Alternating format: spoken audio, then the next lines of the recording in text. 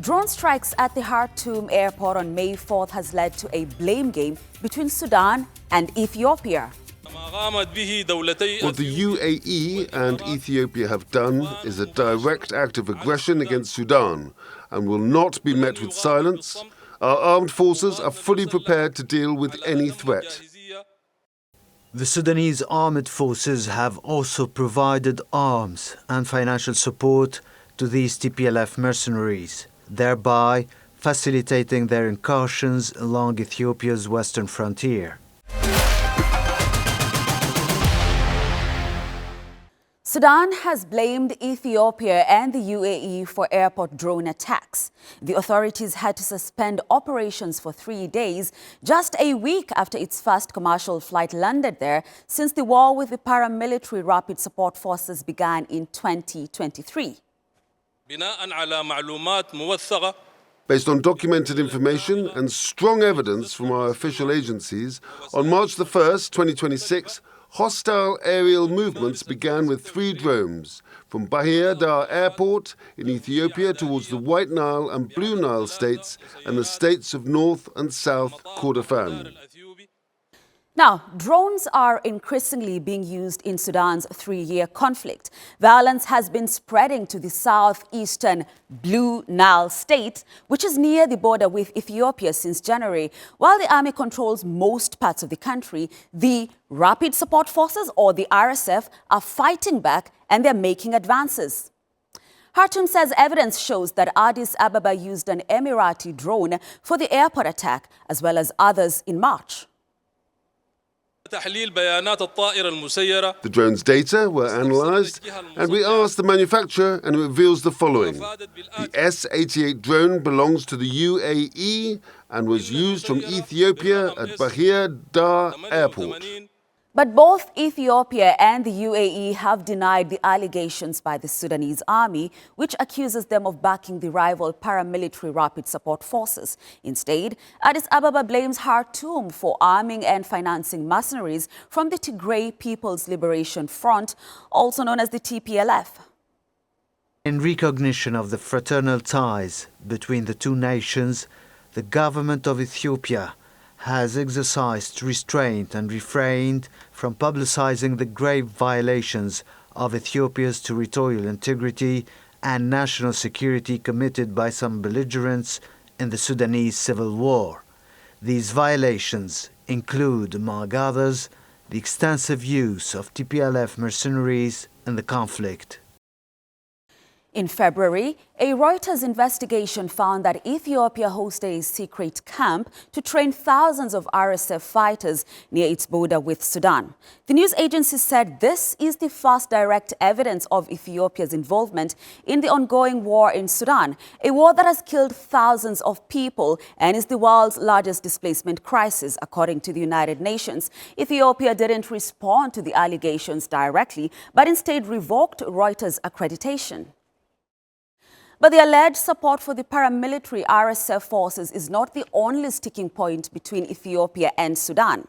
Both countries have been involved in a border dispute since November 2020 over the Al-Fashaga, a fertile agricultural region that's located between Sudan's eastern province of Al-Qadarif and Ethiopia's Amhara and Tigray regional states.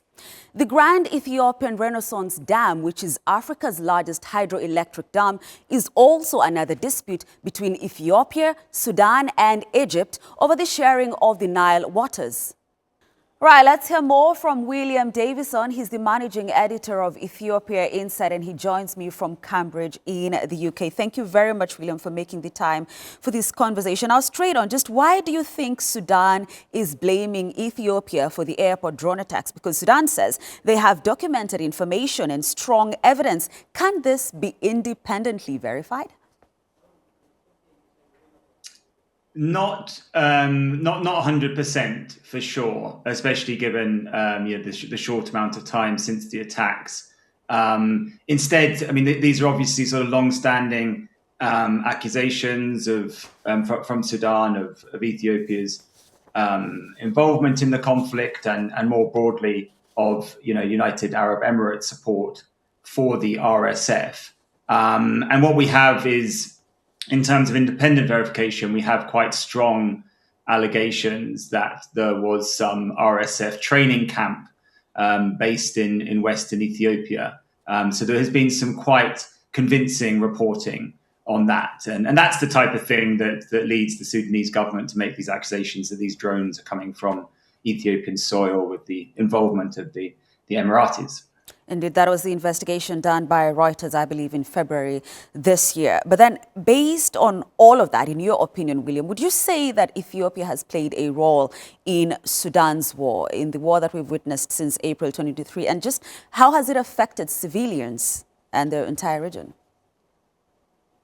Well, obviously, the war has been absolutely disastrous for Sudan and for its people. I mean, as stated, there was these fairly compelling accusations of Ethiopian involvement. What we do see generally in the region is a return, a heightened proxy activities. We see the Ethiopians blaming the Sudanese for hosting TPLF elements from Tigray, are obviously still in a very difficult, tense situation with the government in Addis. And obviously we have Sudan blaming Ethiopia for involvement. So there's no doubt that the regional politics and Ethiopia's very tense relations with the nominal government in Sudanese armed forces is playing a role here.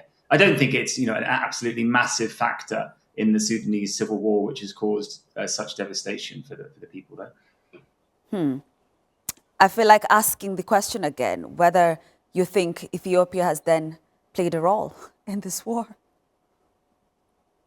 Well, I'm saying we have the evidence. We've discussed the evidence that it's playing and that it's had this role in supporting the RSF.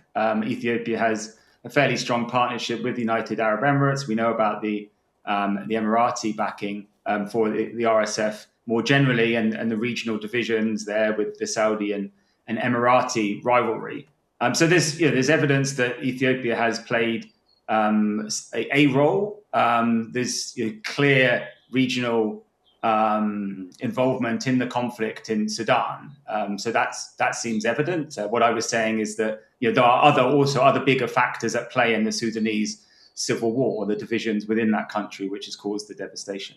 Absolutely, because we've had from both parties, each accusing one another. And of course, like you rightly said, the independent investigation that we have as of now is that one from Reuters. But I want to now talk about the region as a whole, because we don't just have these counter accusations. We also have the border, the Al-Fashaqqa border dispute. We have the dam dispute between these countries and Egypt as well. Is this a ticking time bomb for the Horn of Africa? Because I again want to quote the Sudanese army spokesperson who said that our armed forces are fully prepared to deal with any threat. Are we looking at a ticking time bomb? I mean, whether it's a ticking time bomb or just a cause of what is now, very long-lasting divisions and tension and instability, I think is the question. So, another way of looking at that would be, is the situation, the developments we have now, is it going to lead to increased proxy activity from the two main parties we're talking about here, Sudan and Ethiopia? Or is it going to lead to or is it more likely to lead to a full-fledged interstate conflict between the two? I would say the former is more likely.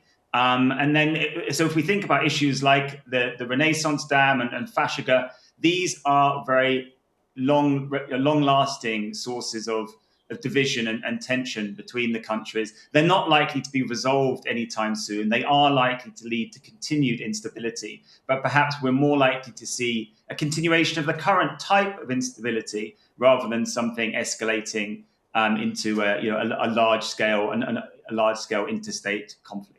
Right. So let's go back to the attack here, because there are three parties. There is Sudan, there is Ethiopia, and the United Arab Emirates. Of course, both UAE and Ethiopia have denied any involvement in the war in Sudan. But then the question then would be, what can be done to make sure any external factors are prevented from fueling this war? Because the reality is it's about the people. This is the world's largest displacement crisis, according to the United Nations. Thousands of people have been killed. What should be done to prevent external actors from fueling it? Well, I think the best we can hope for is just a continuation of the diplomatic efforts that we've seen sporadically since the start of the Sudanese conflict, an effort to get regional actors, neighbours, any external players to not play a role in stoking the conflict. That would have the impact of reducing the weapons flow and the financial flows. Hopefully reducing the fighting on the ground and creating some space for negotiations between the parties. Of course, the problem is that the parties have fallen into a civil war, and it's not hard to envisage a political settlement coming out of it. But the best that could be hoped for is that the regional players, whether it's Ethiopia, the Emiratis, Egypt, Saudi Arabia, whoever, to stop playing a destabilizing role and to put pressure on the parties in Sudan to try and come to the negotiating table. But then all these has been talked about. We've had resolution upon resolutions at the UNSC, for example. We've had virtually everyone talking about this. But then again, like I said, it's about the people who are in need, who desperately need this war to come to an end. What practical measures need to be taken, and now? I mean, I think at the moment, from the perspective that I'm viewing the conflict, viewing the situation, I think what you're looking at is the best that could be hoped for in the near term is to prevent any further escalation, any further regionalization. I don't have any silver bullet for resolving Sudan's civil war. As you referred to yourself, there have been many efforts at diplomatic engagement. There are many political actors involved. I think the structures of those negotiations and the process is clear enough. And what there needs to be is a redoubling of efforts internationally and domestically to try and come to some form of negotiated solution. But at the moment, I think the best we can hope for in the near term is no further escalation or regionalization. Indeed. Thank you. Thank you very much, William Davison, the managing editor of Ethiopia Insight. Thank you for your time and your valuable contribution. Thank you. Still to come here on Africa Matters. I am Pauline David in Nigeria, and I will tell you how a traditional recipe is helping in the fight against malnutrition.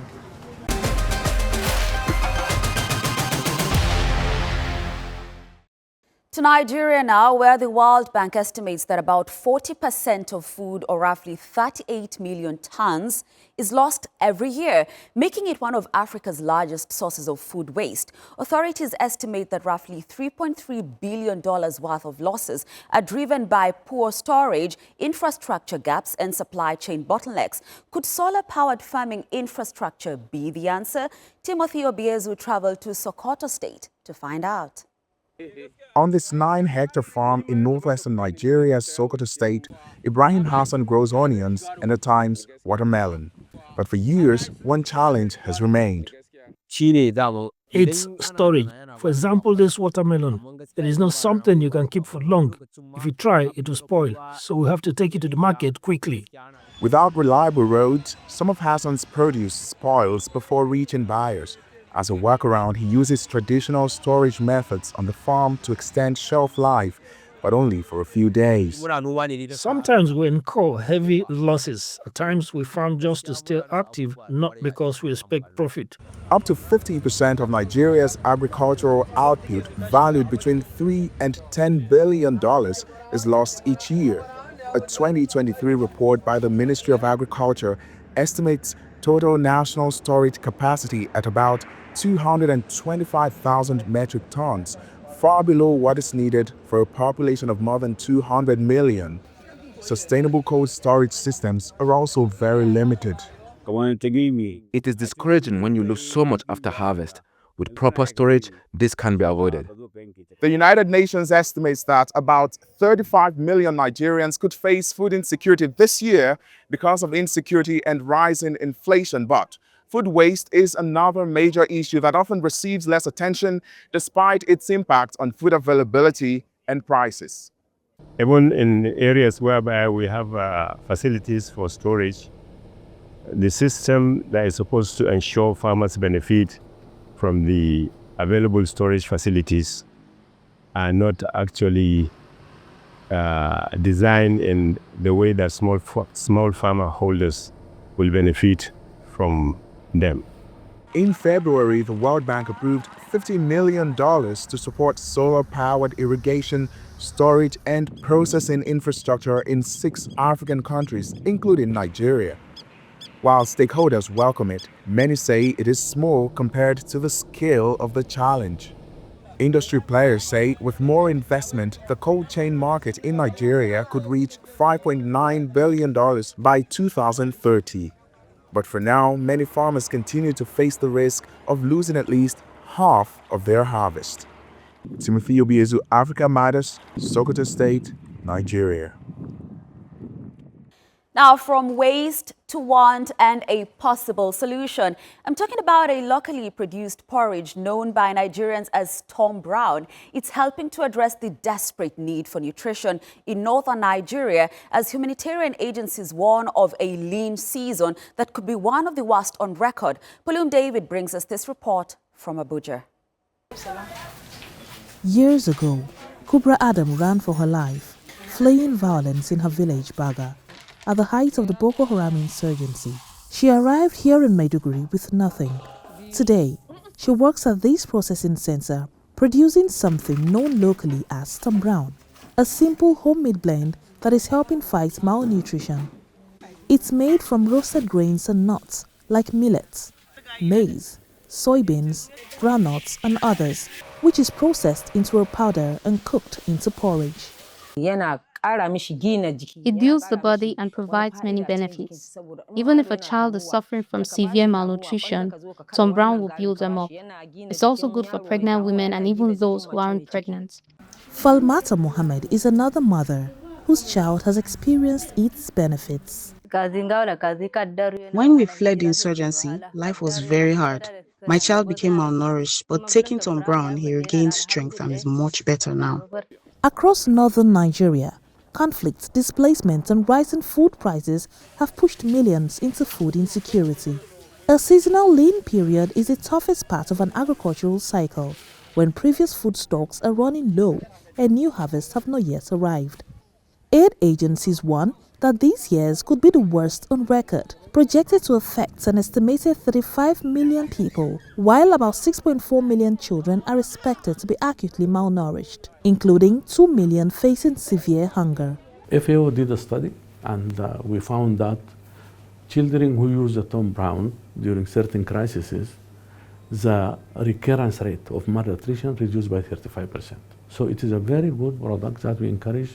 It is marketing and it is commercialization and upscaling it. At the launch of the 2026 Humanitarian Response Plan in Abuja, UNICEF also stressed expanding these solutions that could potentially reach more children than ready-to-use therapeutic food.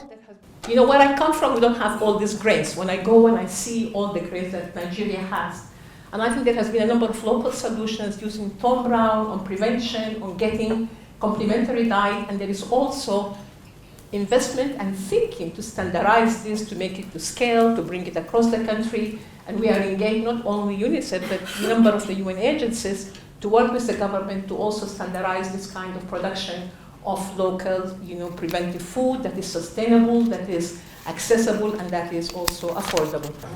The Nigerian Health Ministry says it is now working to standardize the production of this local nutritious porridge, ensuring quality, safety, and exploring the possibility of scaling it nationwide. Palum David, Africa Matters, Abuja. We head to Somalia now, which is joining forces with Türkiye to develop marine resources and tackle illegal and unregulated fishing. The plan is to strengthen the fishing industry, protect local fishermen from illegal activities, and introduce advanced technology into the sector. Mohammed Khair has more from Mogadishu.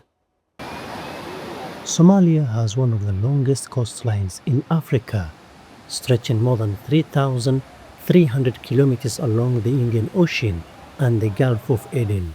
Its waters are considered to be rich in tuna, lobster and fish stocks, but fishing contributes less than 3% to the country's gross domestic product or GDP. Transporting fish from coastal towns like Barawe and Hobyo to Mogadishu is very difficult due to poor road infrastructure. Electricity is also expensive. We need government support to improve key facilities, including fishing ports. which would help boost the economy and increase revenue. Fishermen also complain about a lack of safety measures. When the sea is rough, many are forced to stay ashore until conditions improve, and this means they don't get paid. We hope to see systems where fishermen can recover from losses through insurance and access to modern equipment. If associations support this initiative, it will reduce losses and help sustain their businesses. Somalis eat less fish despite having great untapped marine resources. It is estimated that the country loses about $300 million every year to illegal, unreported and unregulated fishing, primarily by foreign fleets. That is why the Somalia-Turkey joint venture known as SomTurk aims to create a sustainable fisheries management model by issuing license, monitoring and regulate fishing activities within Somalia's exclusive economic zone. There are three main priorities for SomTurk: rebuilding fishing infrastructure, including modern ports, developing cold storage and refrigeration systems, and improving the marketing and branding of Somali fish products for export for the first time in decades. It is the part of a broader defense and maritime security agreement between Turkey and Somalia that was signed in February 2024. It includes a 10-year deal on security cooperation, investment into Somalia's navy, oil exploration, and joint maritime operations. SomTurk is a joint venture between our two brotherly nations. It works closely with Somalia's Ministry of Fisheries and Blue Economy to develop policies that address illegal, unreported, and unregulated fishing in Somali waters. It is hoped that Turkey's investment in Somalia's fishing sector will finally become a profitable catch. Ahmed Kahir, Africa Matters, Mogadishu, Somalia. We now catch up with former child soldiers in the Central African Republic who are trying to trade their painful past for a chance to a normal life. Thousands of them were forced to work as servants and scouts by armed groups. As international funding dwindles, their future is once again at risk. Hope Kirubi explains. In this small classroom, the sound of sewing machines offers a rare sense of peace for these former child soldiers. Their teacher says learning a trade is about more than just finding a job. It is a way to heal from the violence they endured at the hands of armed groups. They come in and we give them a normal lunch. They have a short break, then we resume the training again until exactly 2 p.m. They eat enough before going back home to their parents, so they're really motivated. There are a lot of changes. They really like learning hands-on trades to earn a living. But starting over isn't easy. Many still carry the weight of their past as they attempt to get their lives back on track. I am still heavily stigmatized in the village, but my parents have always supported me. At first, they took me everywhere with them, even to the fields, so that I wouldn't be on my own. The NGO Esperance is the only charity in the region helping former child soldiers return to their communities. But major budget cuts from international donors are making its job much harder. It's had a major impact. We've gone from 8 staff to 3, even though the needs on the ground remain exactly the same. We are the only organisation working in the area of care for children associated with armed forces and groups. With our current staffing level, it makes the activities we carry out rather difficult. Fighting between the army and rebels has intensified across the country. The conflict, which began in 2012, has forced thousands of people to flee their homes. As the violence grows, the need for these programs is increasing. But without more funding and support, the progress made by these former child soldiers could soon be lost. Hope Kirubi, Africa Matters. That's our show this week. Share your thoughts and suggestions about the Khartoum airport drone attack or any other stories you've seen on this episode. You can leave your comments on our Africa Matters YouTube page or on X. Thanks for watching, and it's goodbye from me, Grace Korea Kanja.